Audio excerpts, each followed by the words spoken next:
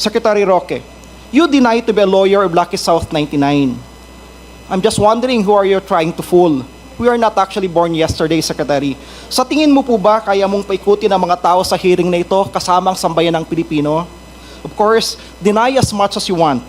But the overwhelming pieces of evidence point to one thing. An only reasonable person, any reasonable person, will come to an unmistakable conclusion. You are part, or perhaps a lawyer, of Pogo South 99. Mr. Chair, I resent that. I am not fooling anyone. I resent that also coming from someone who was my former law student and who was my inaanak. That's not the way to treat a resource person of this House. At least when I was a member of this House, we never treated resource persons in that way. I resent that for the record, Mr. Chairman. May I ask the Honorable Member Kong Salo to refrain in issuing statements that would insult our resource persons. I am not saying you are, but try to avoid issuing statements that would hurt the feelings of our resource persons. Please proceed. Will do, Mr. Chair. Mr. Chair, in our last hearing on August 16, Friday in Pampanga, Secretary Roque was invited by the Squad Committee. And Attorney Harry Roque sent a letter dated August 13, 2024, addressed to the Honorable Chairman, Robert Ace Barbers. Yours true. Are you the lead chairman?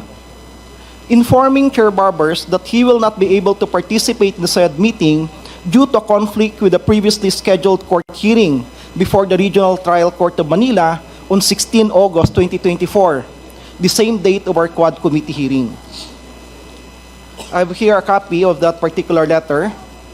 Mr. Chair, we have also in receipt here a copy of certification from Attorney Jennifer H. De La Cruz, Buendia, Clerk of Court and ex-officio Sheriff of Manila, RTC Manila, stating that Attorney Harry Roque has no hearing on August 16 and did not appear in the courts of Manila on said date. Mr. Chair, I hate to say it, but clearly, Attorney Harry Roque, our former secretary, and my former professor, law professor, lied to this committee.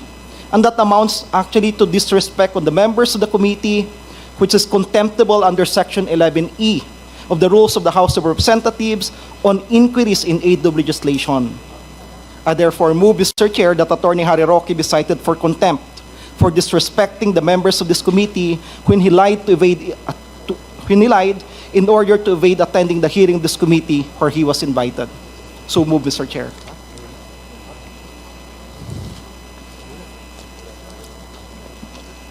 I did not quite hear what you said, Congressman Salo. Can you please repeat? Are you moving for the committee to cite Mr. Attorney Harry Roque in contempt? Yes, Mr. Chair. Pursuant to Section 11E of the Rules of the House of Representatives in aid of legislation. Mr. So Chair? Mr. Chair. 1 minute suspension.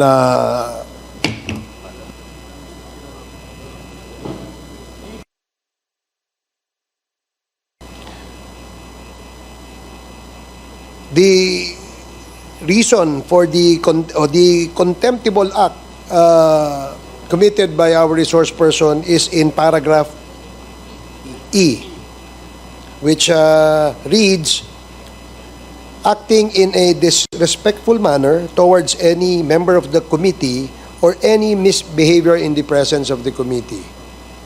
So, may I solicit comments from our members before we rule on this motion?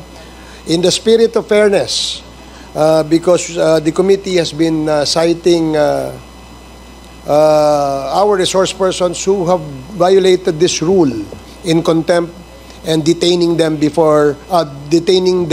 in the premises of the House of Representatives. Would there be any comment from our members? Mr. Chair,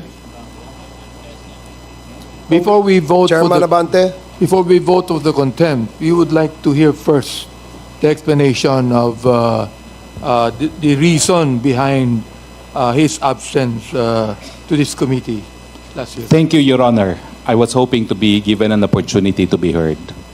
It was an honest mistake, Your Honor. I have also been a member of this chamber. We don't hold hearings on Fridays. So when I saw the notice of hearing, I assumed that just like the first and the second hearing where I attended, that it would be on a Thursday. And that is true, that I had a hearing both in the morning and in the afternoon. And that is why I sent that letter.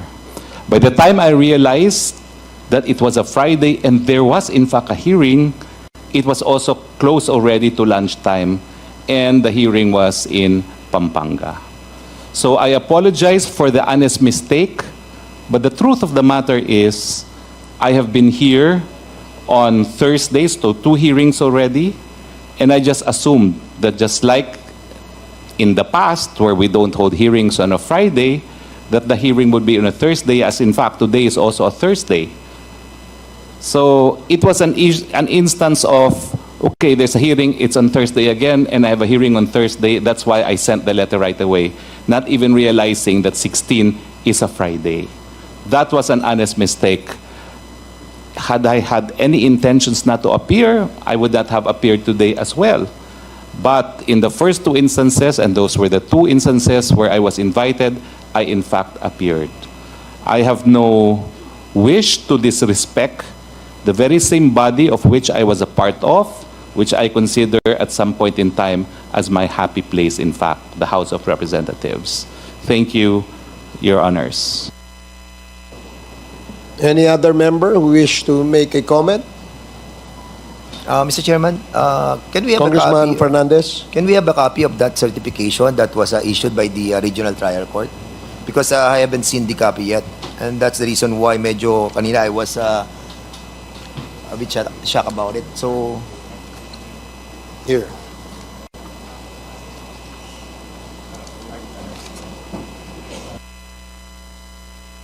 So while Congressman Fernandez is still reading the certification, Congressman Mr. Chair. Abante. I'd like to ask Secretary Roque, what is the reason for your apology? Well, it was really an honest mistake, Your So Honor. you're apologizing not for your absence, but for an honest mistake. It was an honest mistake, Your Honor, because I've been here every Thursday. And as a former member of this chamber, as a former employee of this chamber, I know that in the regular course of business, we don't really have hearings on Fridays. In fact, even if you call the trunk line of the House of Representatives on a Friday, no one will answer. That has always been the policy, no? So when I saw the notice of hearing, I really thought it was also on a Thursday, like the first 2 hearings where I attended. That is why I apologize for the honest mistake. Mr. Chair. In consideration of the fact that the resource person, former Secretary Harry Roque, is my former law professor, fellow Kabayan Party List representative, and a former member of this House of Representatives, and in consideration also of his claim for honest mistake, and of course, the apologies that he has given to this committee, and finally, in consideration personal relations, as you has mentioned a while ago that he was my ninong, respectfully move, Mr. Chair, that the penalty be given be shortened to the barest minimum, which is just 1 day or 24 hours, Mr. Chair. Second motion, Mr. Chair. There is a motion, Second motion, duly Mr. Chair. seconded, to impose a penalty of 24 hours to our resource person, Attorney Harry Roque. Hearing no objection, the motion is carried. One Mr. minute Chair? suspension.